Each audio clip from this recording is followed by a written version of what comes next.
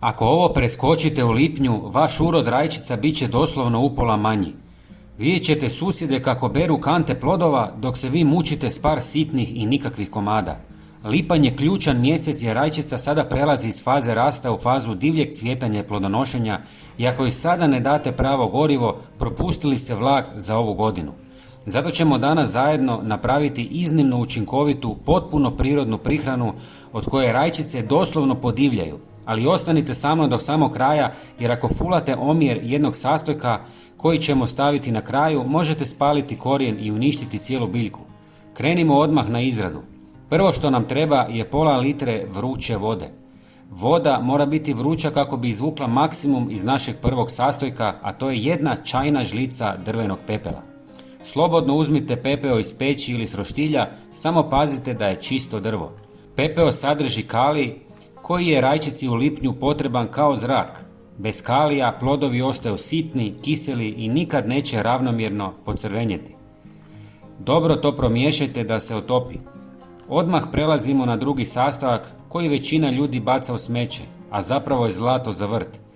Uzet ću koru banane i izrezati je na što manje komadiće. Zašto ih režemo? Pa što su komadići manji, brže će pustiti sve svoje minerale u vodu. Kora banane je u skali prepuna fosfora i magnezija. Fosfor je onaj tajni motor koji tjera biljku da razvije ogroman korijen, a jak korijen znači da će biljka moći podnijeti i prehraniti na desetke teških plodova na samo jednoj grani. Ubacite te nasjeckane kore ravno u našu vodu s pepelom. I sada dolazimo od onog ključnog dijela o kojem sam vam pričao na početku, sastojka koji djeluje kao prirodni antibiotik za biljku. Dodat ćemo točno pola čajne žlice kurkume. Nemojte staviti ni grama više jer je kurkuma izuzetno jaka. Ona ne hrani biljku direktno, ali radi nešto puno važnije. Uništava sve gljivice i bakterije u zemlji i oko korijena.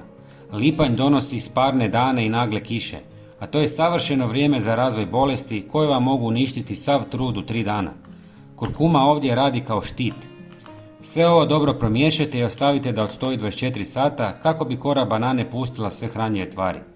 Nakon toga tekućinu obavezno procijedite i razredite s još 1 litrom obične vode. Svaku rajčicu zalite s otprilike 250 ml ove moćne smjese direktno uz korijen, nikako po listovima. Ponovite ovo svaka 2 tjedna u lipnju i gledajte kako vam rajčice eksplodiraju od plodova. Napišite mi u komentarima hoćete li ovo isprobati i pogledajte naš sljedeći video o tome kako spriječiti da listovi rajčice požute. Pozdrav!